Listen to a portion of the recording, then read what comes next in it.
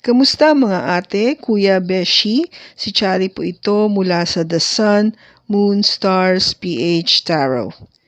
Ipapaalam ko lang po na ito po ay isang general read o pangkahalatang pagbabasa at maaring hindi lahat ay magtugma sa inyong sitwasyon.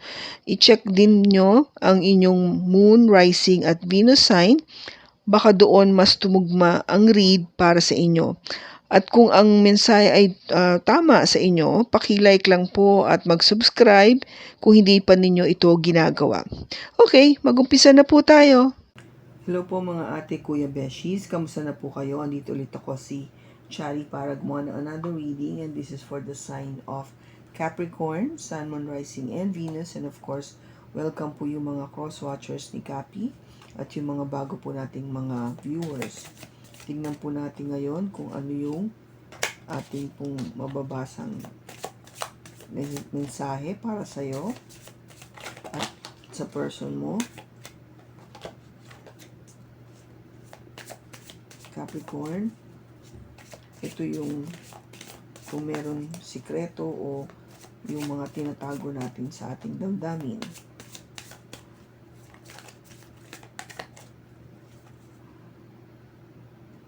Karmic relationship.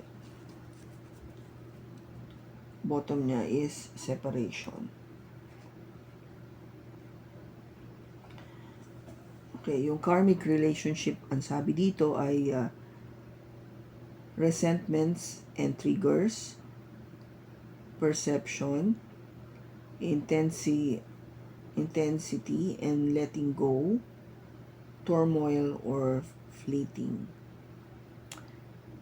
So, yung karmic kasi na relationship is something na hindi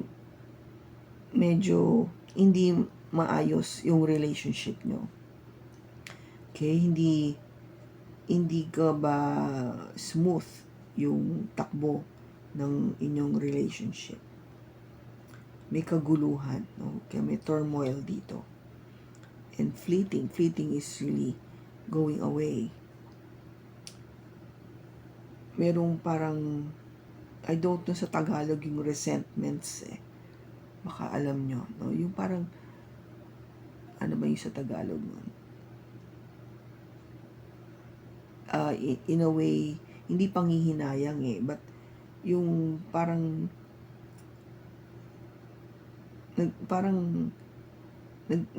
sayang na bakit pa ito? Parang ganun. Bakit ba nangyari ito? Parang ganun eh. Kasi normally, ang karmic relationship, no, hindi siya tumatagal.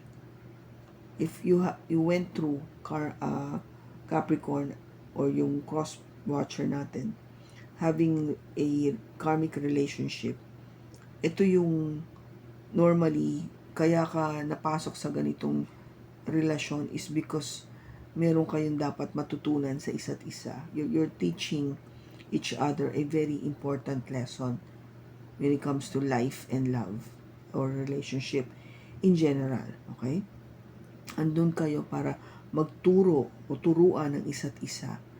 Kaya kung gaba, yung purpose doon is more of learning or teaching. Kaya you will get into a lot of parang disturbance o kaguluhan, pag-aaway, hindi pagkakasundo. Kasi parang ito yung testing ground na sinusubukan yung sarili at yung person mo na talagang palalabasin yung ugali mo dito eh. Yung normally yung masama mong ugali kasi sinusubukan dito kung hanggang saan mo mapagpapasensyahan yung tao, hanggang saan mo mapapatawad, hanggang saan yung pagmamahal mo dito sa tao na to. And then there would be a time for you na magsasabi ka talaga na ayoko na, give up na ako. Kasi I think one that would trigger that is because you've learned the lesson, you've really saturated everything na ano mo na, kung gaba na nagawa mo na naman lahat, you try to patch things out, nag-usap kayo, nag-counseling na kayo, alam mo, lahat ng possible solutions that to hold on to this relationship, ginawa nyo. But if there were no other way na nakikita nyo na, then it is really parang sinasabi nyo na it's time to say goodbye. Parang ganun eh. And this is the goodbye, the separation part. Of course, ang separation, ang paghihiwalay is something that is very sad at mapait, no? Some sadness, bitterness, missing you, no? Namimiss mo kahit papano, thinking about you, uncertain future. So, hindi ka sigurado. Marami talagang hindi sigurado. Ano na mangyayari? Lalo na kasi kung naging very dependent ka dito sa tao na to. Kung gaba parang pakiramdam mo kung wala siya, hindi na aandar yung buhay mo. No? Kung naging ganun yung attitude mo. Maybe that's why that would be one of the karma that you need to work on. Kasi for you to feel not that way, no? Kundi to be more, to learn how to be independent. Yun. That's why it's karmic, no? Yung mga karma na kailangan nyo ayusin sa isa't isa has to be learned, no? For you to move forward.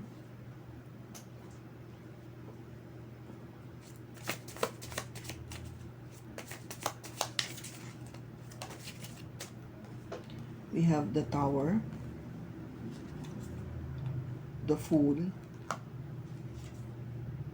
and the Two of Wands.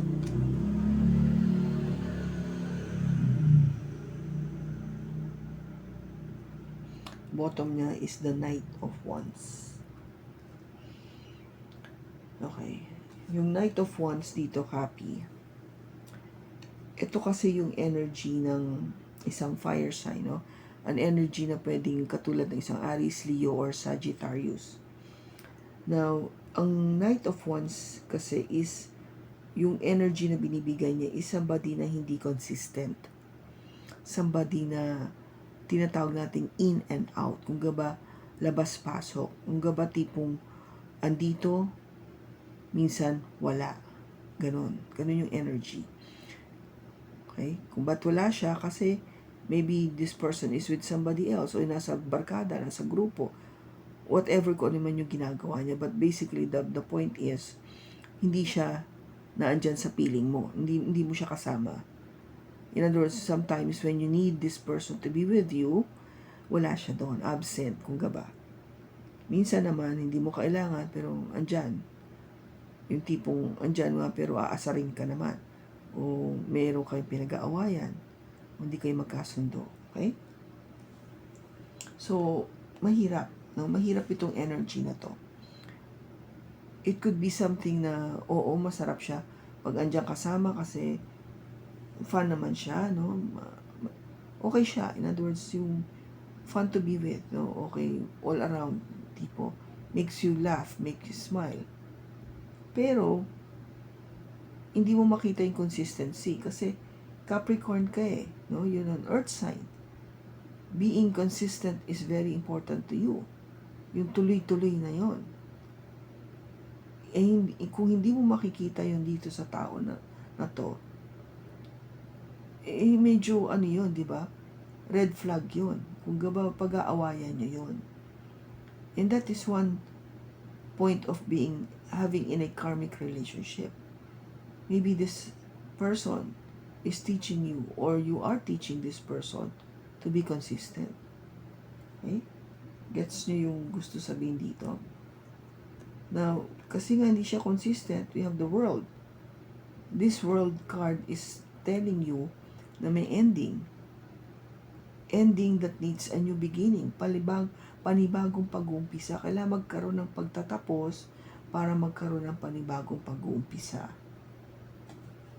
And that is what you have been manifesting with the Magician. Okay? Yun yung pinagdarasal mo na sana mabago na to. Sana mag-umpisa muli, maiba naman. No? Maybe because you're getting tired of this energy na hindi nga consistent, na pag gusto mo, wala siya. Diba? Mahirap yun. Now, here with the Tower, this is something na hindi mo ina-expect na mangyayari, na biglaan, na surprise ka na lang, na bigla ka na, nagulat ka, na shock ka, na wow, ano to? Ganun yung dating eh. That's why I think you acted upon foolishly. No, hindi naman, in a way kasi it could be said foolishly. Kasi ang the Fool, this is an Aries energy, is something na you just do it, no? Gagawin mo na lang. Inaksyonan mo agad without really properly thinking about it, without really making any plans. Kasi kung titignan mo, this is really, let's go. Ganon. You as a Capricorn, hindi normal to act foolishly. Hindi normal yan. That is why you were parang shocked. Ha? Kaya ko ba gawin to? Ganun eh. Kaya ko palang maging, sige na lang. Hindi ko na masyadong pag-iisipan to. Kaso, nung andun ka na, maybe I think you wanted really to be out of the situation. Kaya you wanted this energy na, sige na, alis na lang ako. Pero nung dumating ka na doon, sa point na, teka muna, saan ako pupunta? Two of Wands. Anong direction ako pupunta? Dito ba sa madilim o doon sa maliwanag? Dalawa yan, no? Maliwanag, madilim.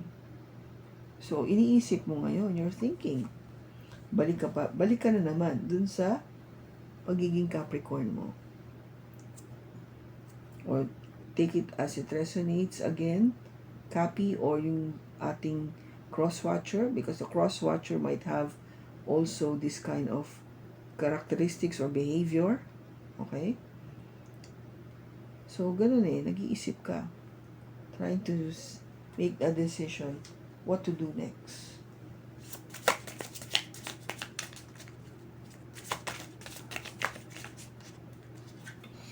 We have Judgment and the Ace of Cups.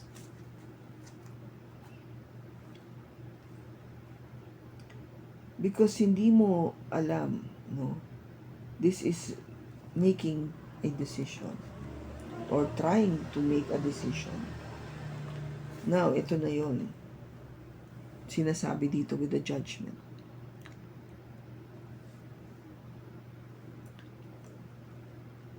Yung decision to give this relationship a second chance. Kasi kung gaba dito, you try to make the decision, naisip mo na, dito na lang ako sa maliwanag. But, ibig sabihin, can I give this person a second chance? Bibigyan ko ba to ng pangalawang pagkakataon? Itong aming relasyon na to? Kasi I'm hoping for a new beginning, a new love. Ang panibagong pag-uumpisa sa pag-ibig with the Ace of Cups. Kaya, this is what I wanted, no? Na sana, kung bibigyan ko siya ng pangalawang pagkakataon, magkaroon din kami ng panibagong pag-uumpisa. Yung maayos namin lahat ng differences na yon. We have the Empress, the Nine of Wands, and the Eight of Pentacles. Diba kaya natin tiniisip yung second chance na yun? Because of the separation, no? Yung probability na i-separate. Na nag-separate kayo. Now, the Empress, yung energy na to is really, kung gaba parang nile-level up mo yung relationship eh. It is really giving value to yourself. No, binigyan mo ng halaga yung sarili mo. Binigyan mo ng kung gabang matinding rason kung bakit napaka-importante mo.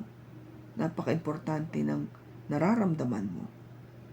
Napaka-importante ng naiisip mo. Okay? And with the Nine of Wands, kaya ikaw ay naglagay ng boundary sa iyong sarili. Ng wall, no? Pader, kung gaba.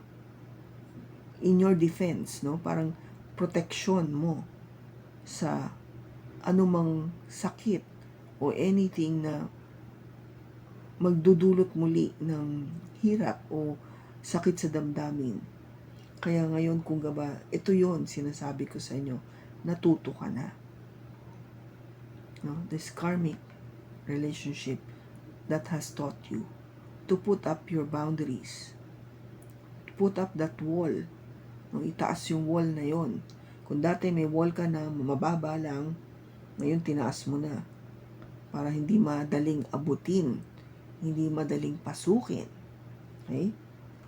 Yun yung natutunan mo dito sa dati mong relationship. Kasi binigyan mo ng value yung sarili mo.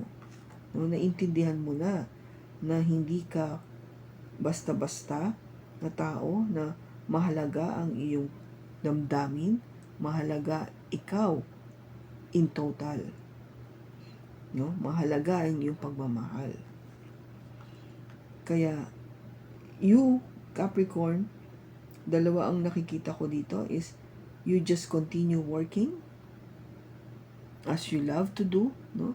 Tuloy-tuloy lang ang pagtatrabaho mo, or you will be working on making sure that that boundary, no, making sure that wall is up there, no? Dalawa yung interpretation ko dyan. So making sure that this wall is up there, na hindi siya basta matitinag. Pinagtatrabahuhan mo yan. Okay? In your defense, no? Parang protection mo. Kung gaba sa gera, gumawa ka ng maliit mong kampo. Tinaasan mo yung pader para hindi agad mapanik ng kalaban. No, you don't want to get hurt anymore. Katulad nung nangyari dati. Because this is so painful. Separation is painful. Masakit. Kaya ngayon, natuto ka na. Okay? So, tignan natin sa future.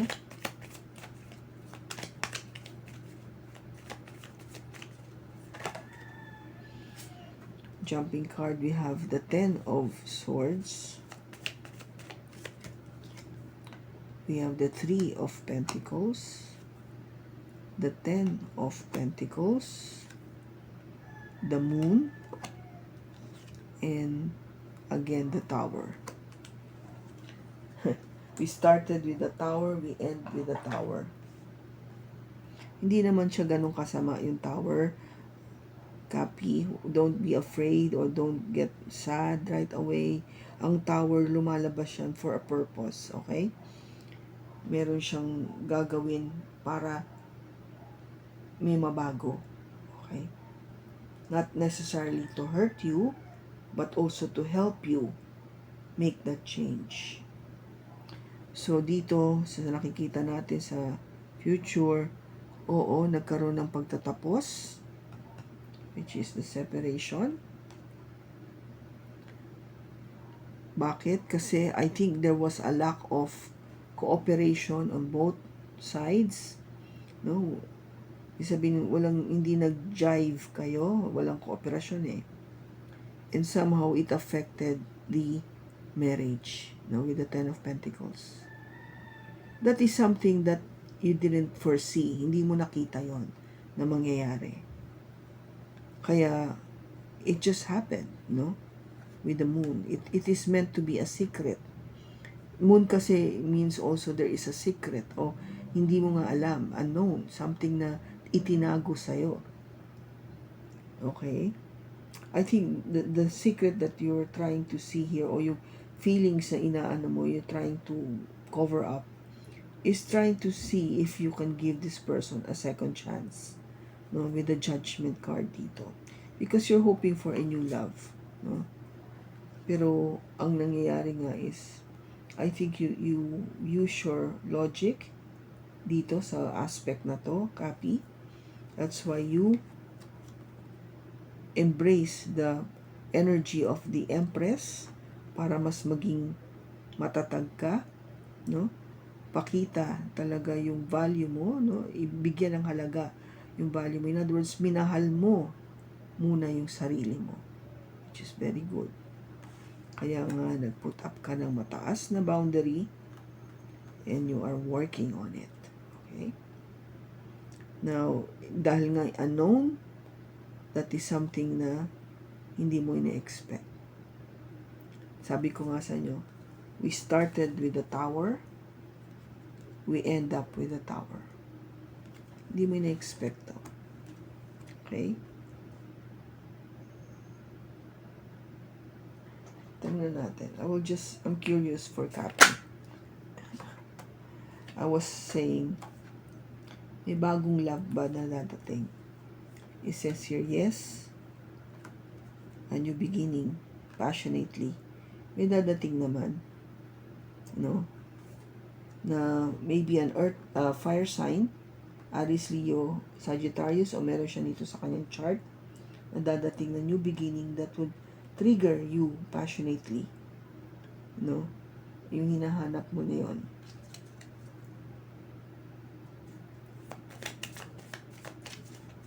Magbiging sila ba itong person na to? Nadadating ulit. Nadadating. Again, we have two cards. Same, yes. Na magtatagal kayo. You need just to be cooperative with each other. But it is saying you need to make that change. Okay? Kasi karmic nga eh. Diba tinuruan ka dito ng lesson? So, whatever lessons that you have learned, you have to apply na. No? Ibig sabihin, natuto ka na eh. So, dapat, kung ano man yung pagkakamali mo dito, syempre, wag na natin ulitin o improve natin yon para mas magkaroon ng magandang pagbabago. Okay? To have that change. Now, tignan natin kung ano yung advice ni Angel para sa'yo, copy, at sa person mo.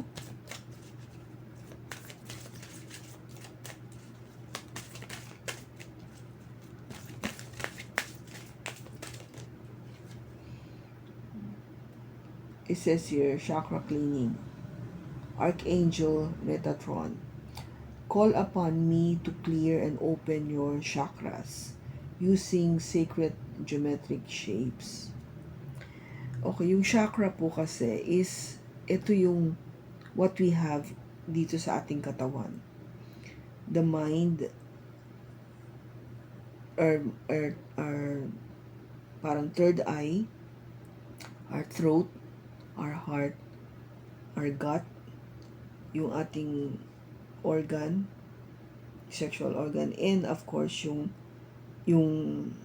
anus part, no? Yung palabas na where we release everything. Each chakra represents nga that particular part of our body, and dun minsan nagkakaroon tayo ng sabihin natin blockages, no? Like now, if you could detect easily that I have a change in voice. So it is my throat chakra now that is trying to make that change, no? Napapansin ko kasi every time I make a very important reading, nag-change yung voice ko. Okay? So it is something to do with my throat, yung pagsasalita, pagsasabi nitong important message na to. So, you need to clear that out. And there are ways to do it. I guess you just have to read more or mag-research kayo on how to cleanse your chakra. No, this is how it's been spelled. C-H-A-K-R-A. chakra cleaning. No, it is really just more of meditating. Meditation lang yan eh.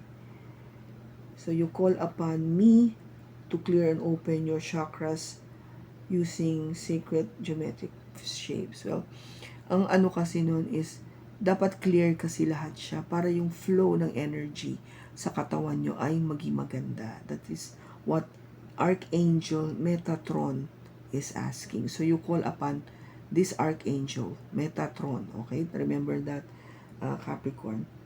Siya yung magtutulong para tulungan ka na maging maganda yung flow ng chakra mo sa iyong katawan. No? So you could receive very good energy. Okay? And then let us see what else. Ano pa yung gustong message nyo for Capricorn in person. Kasi nga, you know, the reason why chakra came out because of the karmic.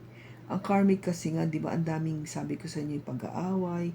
So, lumalabas talaga yung ugali mo dito, yung negative o yung tinatawag nating shadow side. And we need to cleanse that. Kailangan nating linisin yun, alsin yun. That's why lessons need to be learned. Ito yun, cleansing the chakra. Di ba? It could have something to do with maybe yung, okay, I give you example. Sa gut, no? Dito sa tiyan. Bakit natin may problema dito? Maybe inom ka ng inom, toma ka ng toma. Or sa puso, maybe it's something to do sa relationship. Or masyado kang, alam mo na, yung may pagka-pobling o yung mahilig sa maraming relationship, yung mga ganon. Okay? Or yung pagdating dito sa ating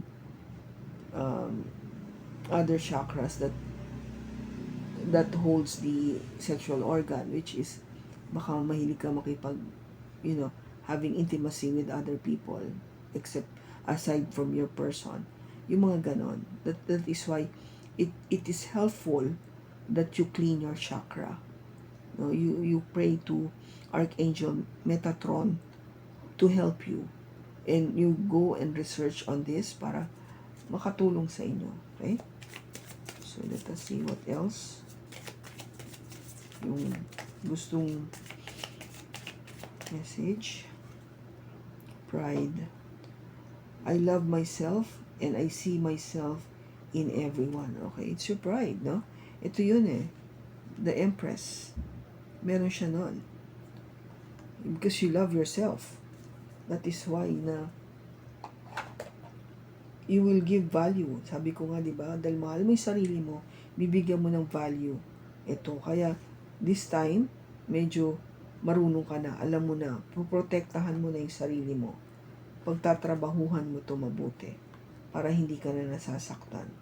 And that is one of the change, okay, na kailangan mong gawin. But you should also know when to bring down that wall. Kasi if the right person comes along, alam mo naman yun eh, no? That don't make it too difficult for this person not to reach that, not to reach you at all. Kasi kung andyan palagi yung wall mo, baka mahirapan na to, mawala pa. Gets mo ko? So yun yun. I mean, alam mo naman kung sino yung bibigyan mo ng wall at sino yung ibababa mo yung wall mo. Okay? So kung kanino mang Capricorn itong nakuha nating energy ngayon, habang nagbabasa tayo, sana nakatulong ito ng malaki sa iyo at maraming salamat sa pagsama mo sa akin. Sa susunod po muli, ingat ka and God bless.